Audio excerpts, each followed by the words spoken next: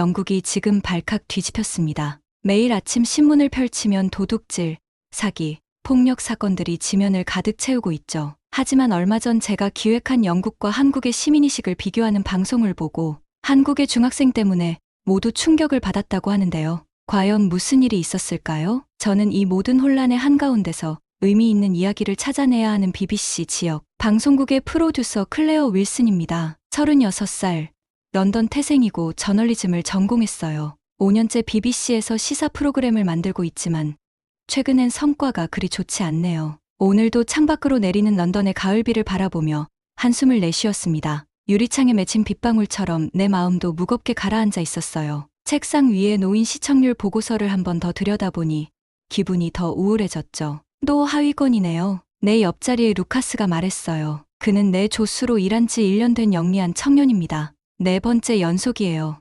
이대로라면 부서 축소 대상에 오를 수도 있겠네. 걱정이 목소리에 묻어났습니다. 새로운 아이디어가 필요해요, 클레어. 루카스가 커피잔을 들며 말했죠. 나는 지난 몇 주간 구상해온 기획안을 다시 꺼내보았어요. 현대 영국 사회의 도덕성, 우리는 어디로 가고 있는가?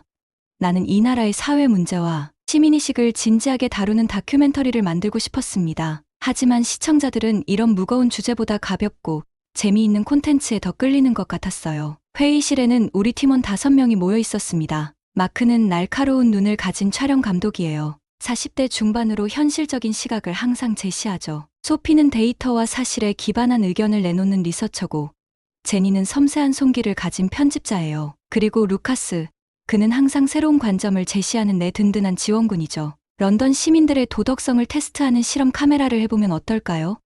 내가 제안했어요. 길에 지갑을 떨어뜨려 두고 사람들의 반응을 지켜본다든지, 도움이 필요한 사람을 길가에 두고 얼마나 많은 시민들이 도움의 손길을 내미는지 관찰하는 거예요. 흥미롭네요. 소피가 노트북을 열며 말했습니다. 하지만 우리는 이미 비슷한 실험들의 결과를 알고 있어요. 사람들은 대부분 무관심하거나 외면하죠. 바로 그 점이 문제예요. 내가 열정적으로 말했어요. 우리 사회가 얼마나 이기적이고 개인주의적으로 변했는지 보여줄 수 있다면 시청자들에게 경각심을 줄 수 있을 겁니다. 마크는 머리를 긁적이며 회의적인 표정을 지었어요. 사람들은 자신들의 부족함을 보고 싶어 하지 않아요. 그들은 희망을 원하죠. 회의는 2시간 넘게 이어졌습니다. 모두가 각자의 의견을 내놓았지만 결국 내 제안으로 실험 카메라를 진행하기로 결정했어요. 내 안에 오랜만에 열정이 되살아났습니다. 이번 프로젝트가 내 커리어를 구할 수도 있을 거라는 희망이 생겼죠. 그날 저녁, 내 아파트로 돌아와 노트북을 펴고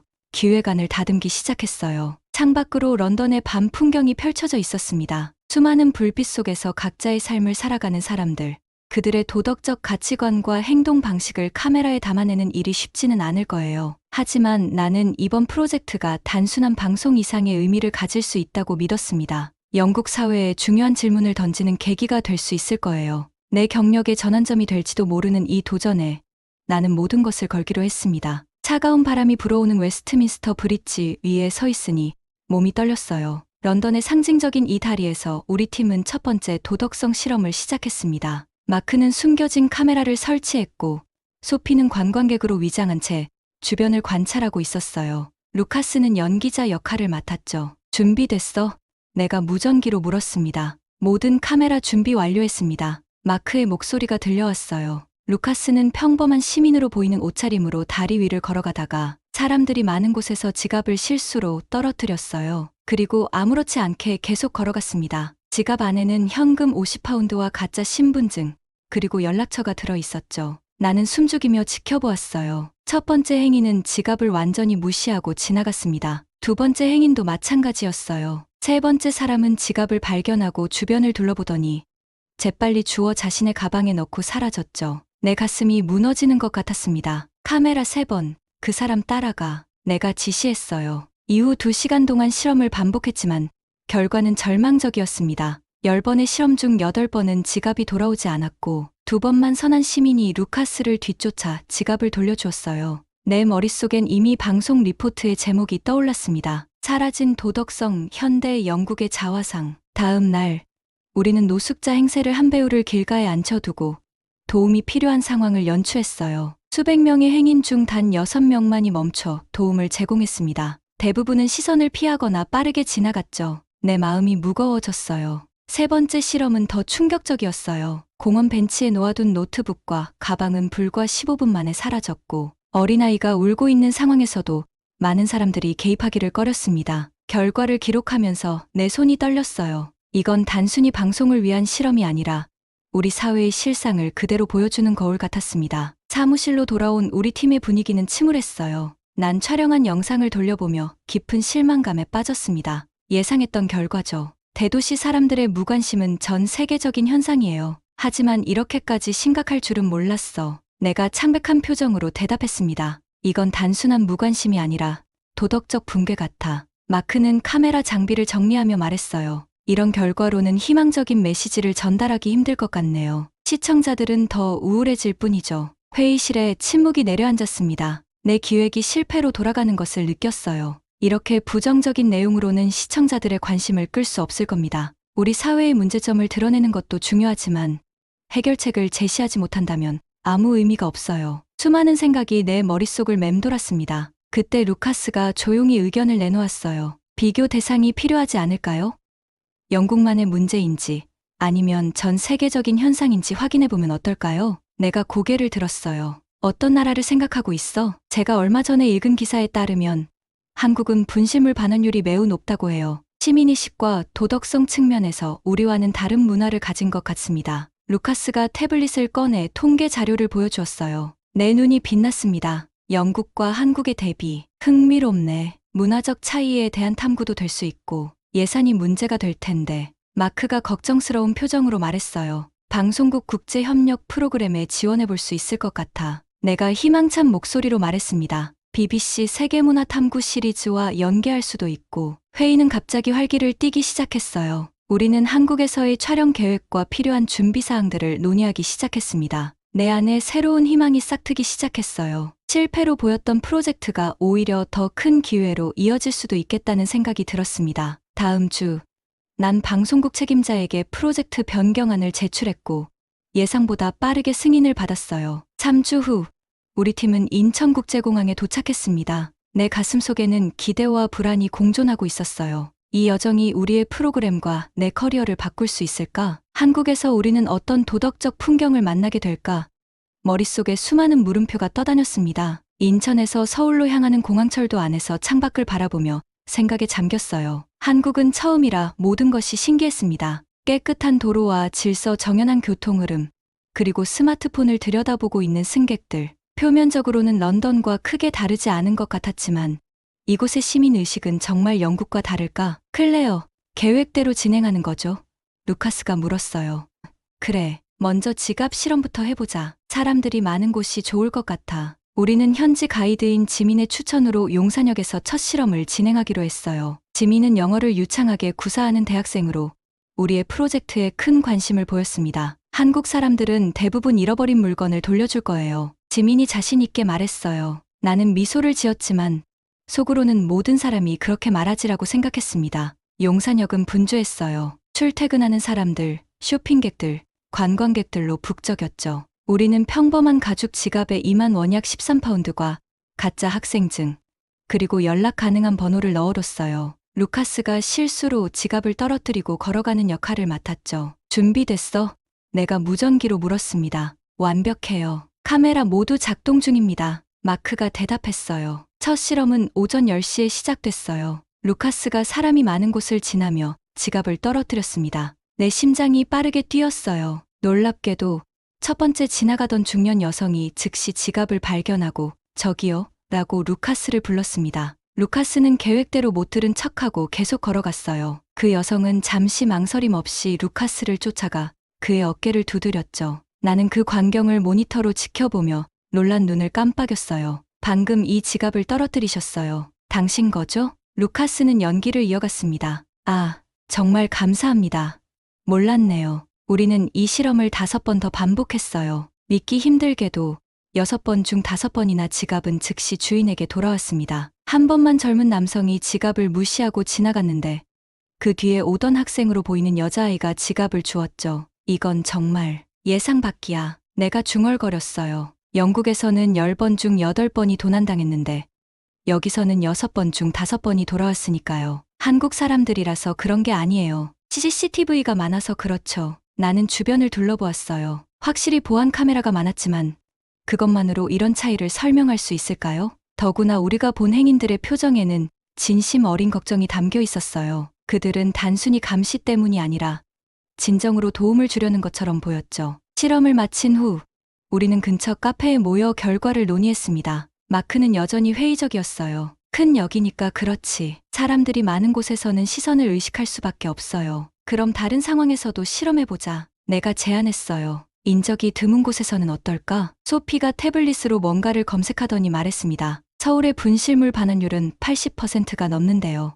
영국의 경우 약 40% 정도고요. 이건 단순한 우연이 아닌 것 같아요. 나는 내 노트에 이 통계를 적으며 생각에 잠겼어요. 이 차이가 문화적인 것인지 아니면 사회 시스템의 차이 때문인지 궁금했습니다. 어쩌면 두 가지 모두일 수도 있겠죠. 다음은 뭘 해볼까요? 제니가 물었어요. 좀 더 도전적인 실험을 해보고 싶어. 가치 있는 물건을 인적이 드문 곳에 놓아두고 관찰해보자. 우리는 다음날 실험 계획을 세우며 카페에 더 오래 머물렀어요. 내 마음속에는 기대와 궁금증이 점점 커져갔습니다. 이것이 단순한 우연인지 아니면 정말 문화적 차이인지 더 알아보고 싶었어요. 영국에서의 실망스러운 결과 이후 이곳에서는 새로운 관점을 찾을 수 있을 것 같았습니다. 숙소로 돌아가는 길에 걸으며 서울의 밤 풍경을 감상했어요. 밝은 네온사인과 분주한 사람들 사이에서 나는 이 도시와 그 시민들에 대해 더 알고 싶은 호기심이 생겼습니다. 이 프로젝트는 단순히 방송 소재를 넘어 내 자신의 가치관과 세계관을 돌아보게 만드는 여정이 될 것 같았어요. 다음 날 아침, 나는 호텔 창문을 열고 서울의 아침 공기를 들이마셨어요. 어제의 실험 결과가 계속 머릿속을 맴돌았죠. 진짜 한국 사람들은 그렇게 정직한 걸까?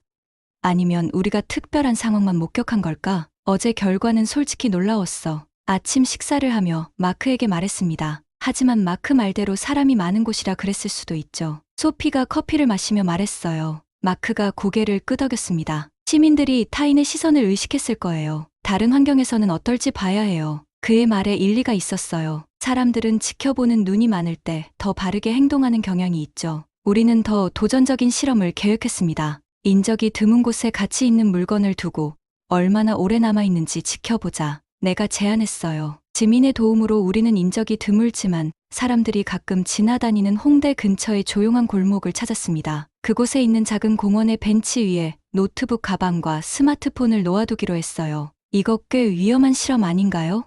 지민이 걱정스럽게 물었어요. 그런 비싼 물건을. 런던에서는 15분도 안 되어 사라졌어. 여기선 얼마나 걸릴지 궁금하네. 우리는 오전 11시에 실험을 시작했어요. 노트북 가방 안에는 오래된 노트북 실제로 작동하는과 전자기기처럼 보이는 몇 가지 물건을 넣었죠. 스마트폰도 작동하는 중고품이었고요. 우리는 벤치에서 약 50m 떨어진 카페에 자리를 잡고 모니터로 상황을 지켜보았습니다. 30분이 지났지만 아무 일도 일어나지 않았어요. 몇 명의 행인이 벤치 옆을 지나갔지만 대부분은 물건들을 힐끗 보고 지나칠 뿐이었습니다. 믿기 힘드네요. 1시간이 지났습니다.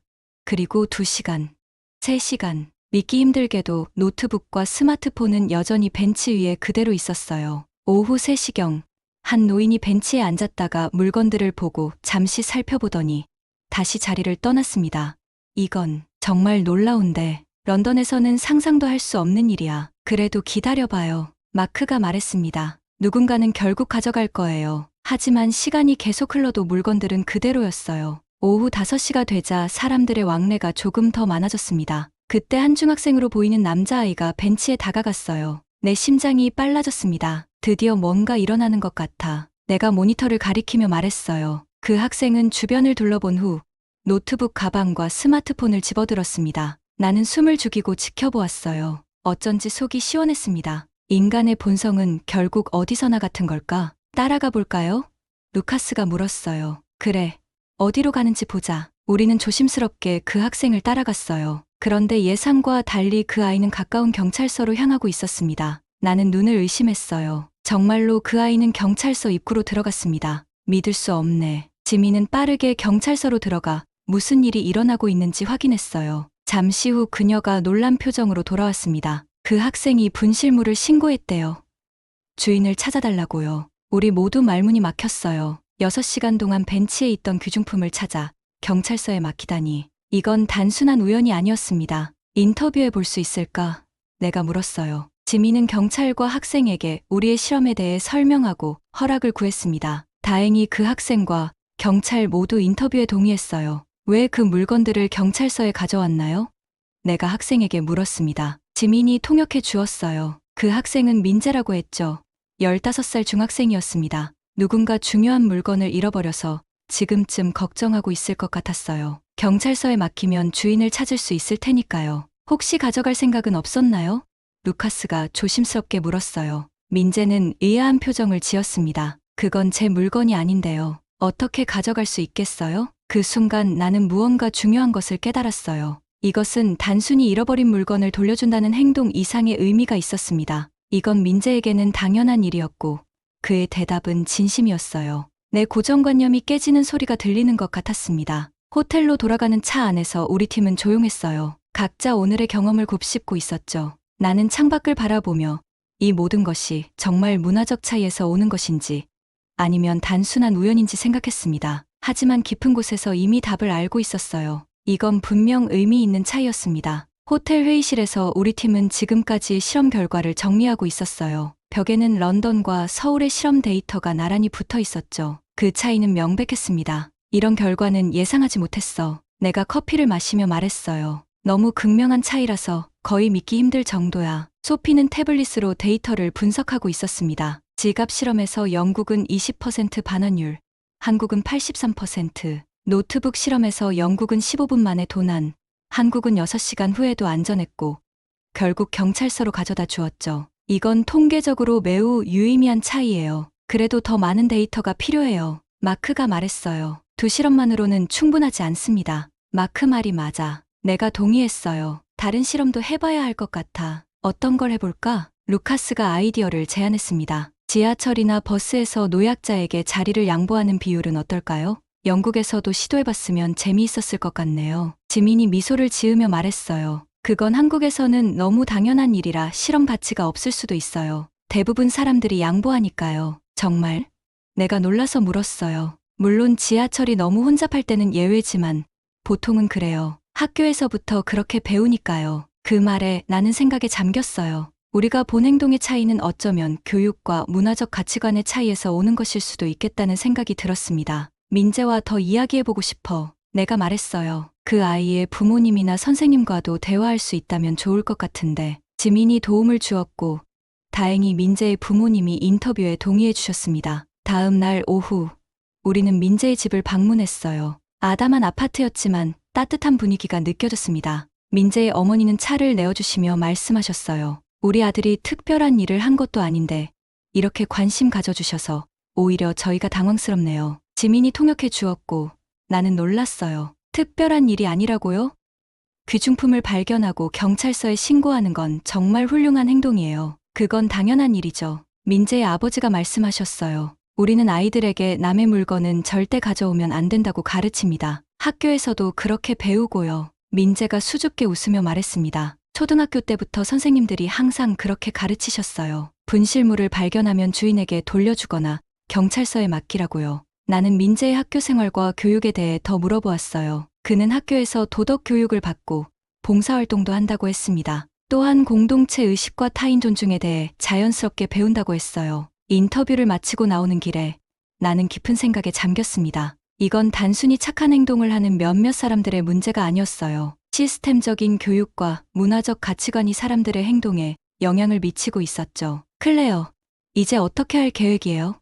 호텔로 돌아가는 길에 루카스가 물었어요. 좀 더 넓은 시각으로 볼 필요가 있을 것 같아. 한국만의 특수한 현상인지 아시아 문화권 전체의 특성인지 궁금하네. 다른 나라에서도 비슷한 실험을 해보는 건 어떨까? 마크가 관심을 보였어요. 중국이나 일본은 어떨까요?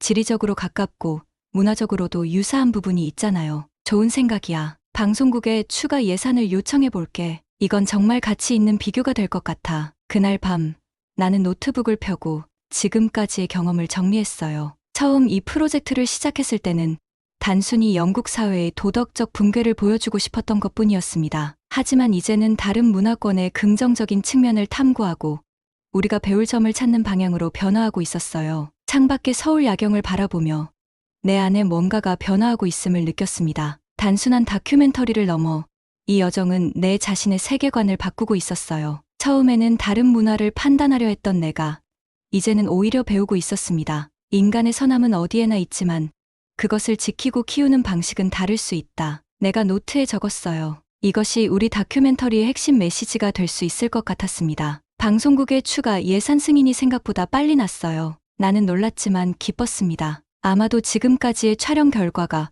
본부의 관심을 끌었나 봐요. 우리는 중국 베이징과 일본 도쿄에서도 동일한 실험을 진행하기로 계획을 세웠습니다. 이제 정말 글로벌한 프로젝트가 되었네. 비행기 티켓을 확인하며 루카스에게 말했어요. 처음엔 런던의 작은 다큐멘터리였는데 클레어가 좋은 방향으로 이끌었어요. 루카스가 웃으며 말했습니다. 한국에서의 발견이 없었다면 이런 확장은 불가능했을 거예요. 베이징에 도착한 우리 팀은 현지 통역사 리웨이의 도움을 받아 곧바로 실험을 시작했어요. 우리는 서울과 런던에서 했던 것과 동일한 방식으로 지갑 실험과 노트북 실험을 진행했습니다. 결과는 예상과 달랐어요. 베이징의 지갑 반환율은 약 10%로 런던보다는 높았지만 서울보다는 현저히 낮았습니다. 노트북 실험에서는 더 충격적인 결과가 나왔어요. 공원 벤치에 놓아둔 노트북과 스마트폰은 불과 15분 만에 사라졌습니다. 이건 런던과 서울하고 비교 자체가 안 되네요.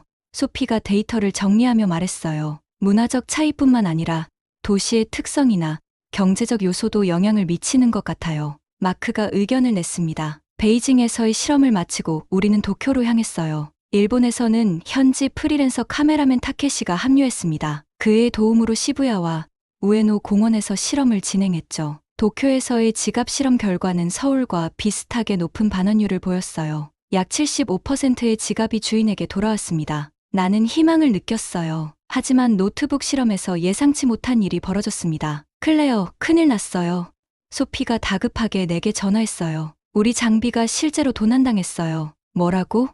내가 놀라서 물었습니다. 실험을 위해 우에노 공원에 설치해둔 숨겨진 카메라 장비 2대가 사라진 것이었어요. 게다가 마크가 잠시 자리를 비운 사이 백팩에 있던 촬영 장비도 도난당했습니다. 말도 안 돼. 나는 충격을 받았어요. 경찰에 신고했어? 이미 했어요. 하지만 찾을 가능성은 낮대요. 소피의 목소리에 좌절감이 묻어났습니다. 도쿄 경찰서에서 도난 신고를 하는 과정은 길고 복잡했어요. 언어 장벽과 서류 작업, 그리고 보험 문제까지. 우리 팀은 지쳐갔습니다. 무엇보다 소중한 촬영 자료의 일부가 담긴 메모리 카드를 잃어버린 것이 가장 큰 타격이었어요. 호텔로 돌아와 비상회의를 소집했습니다. 팀원들의 표정은 어둡고 지쳐 있었어요. 이제 어떻게 할까요?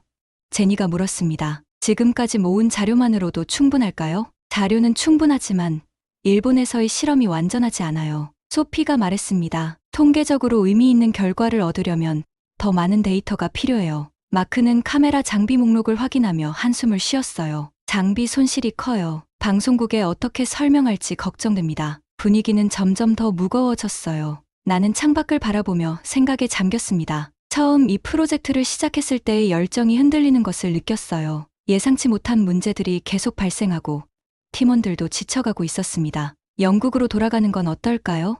마크가 조심스럽게 제안했어요. 지금까지 모은 자료만으로도 좋은 다큐멘터리를 만들 수 있을 것 같은데요. 루카스도 고개를 끄덕였습니다. 예산도 문제고 장비 손실도 있고 더 이상 무리하는 건 위험할 수도 있어요. 나는 깊은 숨을 들이쉬었어요. 누구보다 이 프로젝트에 열정을 쏟았지만 팀원들의 사기와 안전도 중요했습니다. 결단을 내려야 할 때였어요. 내일 영국으로 돌아가기로 하자. 내가 결정을 내렸습니다. 지금까지 모은 자료를 최대한 활용해서 좋은 다큐멘터리를 만들 거야. 팀원들의 표정이 조금 밝아졌어요. 아마도 그들도 집으로 돌아가고 싶었나 봐요. 나는 내 노트북을 열고 지금까지의 자료를 다시 검토하기 시작했습니다. 런던, 서울, 베이징, 그리고 일부 도쿄의 영상들. 이것들을 어떻게 하나의 이야기로 엮을 수 있을까? 그날 밤, 잠들기 전에 나는 한국에서 만난 민재의 인터뷰 영상을 다시 보았어요. 그의 진솔한 말과 표정, 그리고 부모님의 이야기. 이 모든 것이 갑자기 새롭게 다가왔습니다. 당연한 일이죠.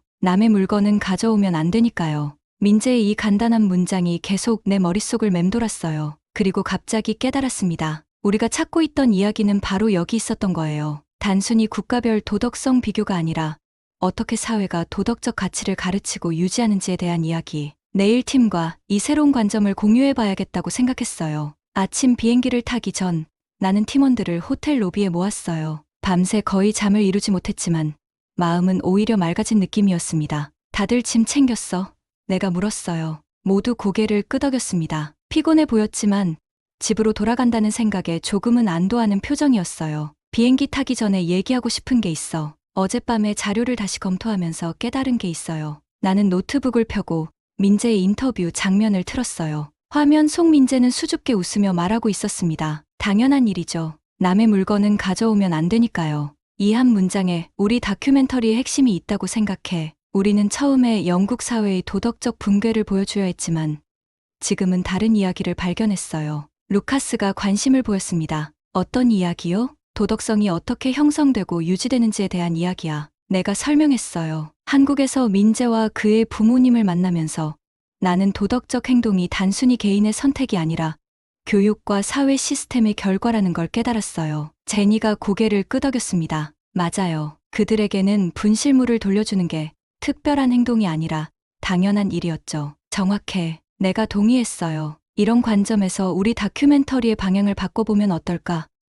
단순히 영국은 도덕성이 떨어지고 한국은 높다가 아니라 어떻게 사회가 도덕적 가치를 가르치고 유지하는가에 초점을 맞추는 거야. 마크가 생각에 잠겼다가 말했어요. 그러면 우리가 경험한 도둑맞은 장비 같은 부정적인 경험도 이야기의 일부로 녹여낼 수 있겠네요. 완벽한 사회는 없으니까요. 맞아. 내가 웃으며 말했습니다. 어떤 사회든 문제는 있어요. 중요한 건 그 사회가 문제를 어떻게 인식하고 대응하는가죠. 팀원들의 눈빛이 달라지기 시작했어요. 피곤함 속에서도 새로운 열정이 느껴졌습니다. 그러면 편집 방향을 어떻게 잡을까요? 제니가 물었어요. 한국의 교육 시스템과 시민의식에 더 초점을 맞추자. 내가 제안했습니다. 민재와 그의 부모님, 학교 선생님들의 인터뷰를 중심으로 이야기를 구성하는 거야. 그리고 우리가 경험한 실험 결과들을 보여주면서 그 차이가 어디서 오는지 탐구하는 거지. 소피가 태블릿을 꺼내며 말했어요. 제가 한국 교육 시스템에 대한 추가 자료를 찾아볼게요. 특히 도덕 교육과 시민의식 형성에 관한 부분으로요. 좋아. 내가 고개를 끄덕였습니다. 영국으로 돌아가는 비행기에서 새로운 구성안을 만들어보자. 지금까지의 자료를 다시 보면서 어떻게 이 새로운 관점으로 이야기를 풀어갈 수 있을지 생각해보는 거야. 비행기 안에서 우리는 새로운 열정으로 작업을 시작했어요. 나는 창밖의 구름을 바라보며 이 여정이 내게 가져다준 변화에 대해 생각했습니다. 처음에는 단순히 시청률을 위한 프로그램을 만들려 했지만 이제는 진정으로 의미 있는 메시지를 전하고 싶었어요. 노트북에 새로운 제목을 적어보았습니다.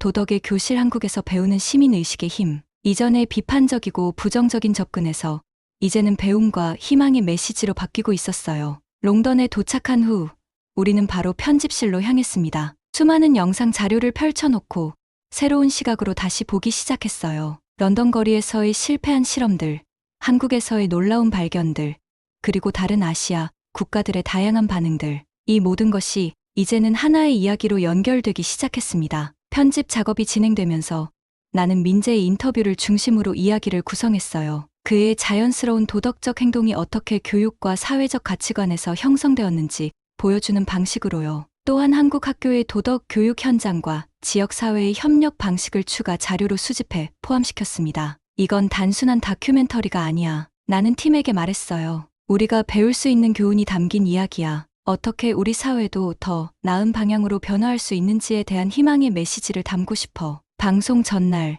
나는 BBC 사무실에서 마지막 편집본을 확인하고 있었어요. 지난 몇 주간 우리 팀은 밤낮 없이 작업했고, 이제 모든 준비가 끝났습니다. 도덕의 교실 한국에서 배우는 시민의식의 힘이라는 제목의 다큐멘터리가 드디어 완성되었죠. 긴장되나요?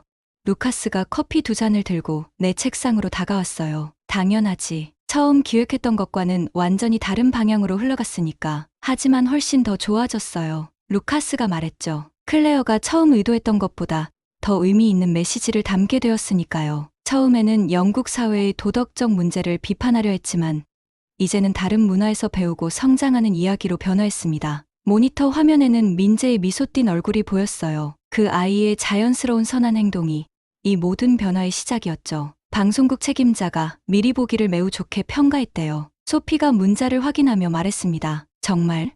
내가 놀라서 물었어요. 솔직히 처음에는 이런 방향 전환에 대해 방송국이 어떻게 반응할지 걱정했거든요. 네, 시의적절하고 깊이 있는 다큐멘터리라고 했대요. 특히 단순히 비판에 그치지 않고 대안을 제시한다는 점을 높이 샀다고 해요. 그 말에 내 마음이 가벼워졌습니다. 오랜만에 진정한 성취감을 느꼈어요. 다음 날 저녁 다큐멘터리가 BBC에서 방영되었습니다. 나는 집에서 가족들과 함께 시청했어요. 화면에 내 이름이 나타날 때마다 가슴이 두근거렸죠. 다큐멘터리는 런던 거리에서의 실험으로 시작했습니다. 돌아오지 않는 지갑들, 사라지는 노트북, 무관심한 행인들, 그리고 화면은 서울의 밝은 거리로 전환되었어요. 민재와 다른 시민들의 자연스러운 선행, 그리고 그들의 진솔한 인터뷰가 이어졌습니다. 특히 민재의 학교 교실에서 촬영한 도덕 수업 장면이 인상적이었어요. 아이들이 시민의식과 공동체적 가치에 대해 배우고 실제 상황에서 연습하는 모습을 담았죠. 또한 한국의 분실물 센터와 그곳에 쌓인 수많은 물건들,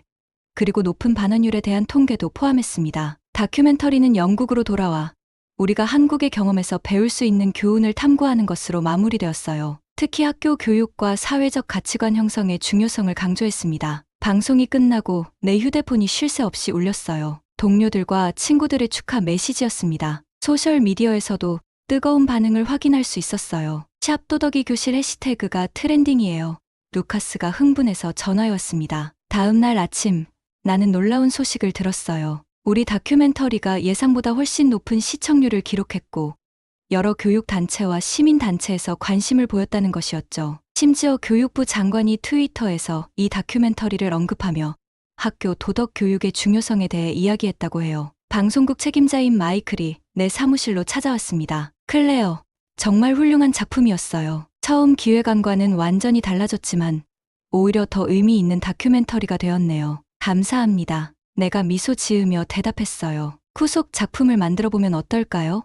마이클이 제안했습니다. 한국의 교육 시스템과 시민의식에 대해 더 깊이 탐구하는 시리즈요. 아니면 다른 나라의 성공적인 사례들도 찾아볼 수 있고요. 나는 놀라면서도 기쁜 마음으로 고개를 끄덕였어요. 정말 좋은 생각이네요. 이미 몇 가지 아이디어가 떠오르고 있어요. 그날 저녁, 나는 민재와 그의 부모님에게 이메일을 보냈습니다. 다큐멘터리가 성공적으로 방영되었다는 소식과 함께 그들의 도움에 감사하다는 말을 전했어요. 또한 영국의 많은 시청자들이 민재의 이야기에 감동받았다는 이야기도 덧붙였죠. 답장은 다음 날 아침에 왔어요. 민재의 부모님은 우리의 성공을 축하해 주셨고 민재는 자신의 작은 행동이 이렇게 큰 영향을 미쳤다는 사실에 놀랐다고 했습니다. 몇 주 후 우리 팀은 새로운 다큐멘터리 시리즈 글로벌 교실 세계에서 배우는 삶의 교훈을 기획하기 시작했어요. 이 시리즈는 전 세계 다양한 문화권의 교육 시스템과 사회적 가치관을 탐구하는 내용이었죠. 내 책상 위에는 민재가 보내준 작은 선물이 놓여 있었어요. 한국 전통 부채와 함께 짧은 편지가 들어 있었습니다. 클레어 씨, 저는 그저 당연한 일을 했을 뿐인데 이렇게 많은 사람들에게 영감을 줄 수 있어서 기쁩니다. 언젠가 영국에서도 만날 수 있기를 바랍니다. 창밖으로 런던의 햇살이 비치고 있었어요. 나는 새로운 에너지와 목표를 가지고 다음 프로젝트를 준비하며 생각했습니다. 이 여정은 단순한 다큐멘터리 제작을 넘어 내 자신과 우리 사회에 대한 깊은 통찰로 이어졌어요. 어쩌면 작은 변화들이 모여 더 큰 변화를 만들어낼 수 있을지도 모르겠다는 희망이 가슴속에서 자라고 있었습니다. 모든 큰 변화는 작은 행동에서 시작된다. 내가 새 다큐멘터리의 첫 페이지에 적었어요. 민재의 작은 선행처럼 우리 각자의 작은 선택들이 모여 더 나은 세상을 만들어갈 수 있다는 믿음으로 나는 다시 한번 카메라를 들었습니다. 지금까지 지수였습니다. 감사합니다. 구독과 좋아요는 제게 큰 힘이 됩니다. 앞으로도 좋은 사연을 소개할 수 있도록 사연 제보 부탁드립니다.